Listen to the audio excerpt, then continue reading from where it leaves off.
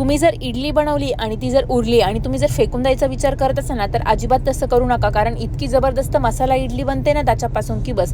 चला मी सांगते कशी बनवायची. ज्या उरलेल्या इडली असेल ना, त्याला हव्या त्या आकारामध्ये तुम्ही काप करून घ्यायचे. त्याच्यानंतर ना इथे भरपूर असं तूप घ्यायचं, 2 ते 3 चमचे एका कढईमध्ये.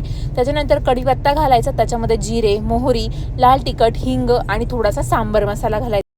त्यानंतर याच्यामध्ये चवीनुसार मीठ घालायचं, थोडीशी हवरी घालायची. छान असं परतून झाल्यानंतर हे मसाले आपण जे इडलीचे काप केलेले आहे ना, ते त्याच्यामध्ये घालून घ्यायचे. 5 ते 6 मिनटं छान असं परतून घ्यायचं.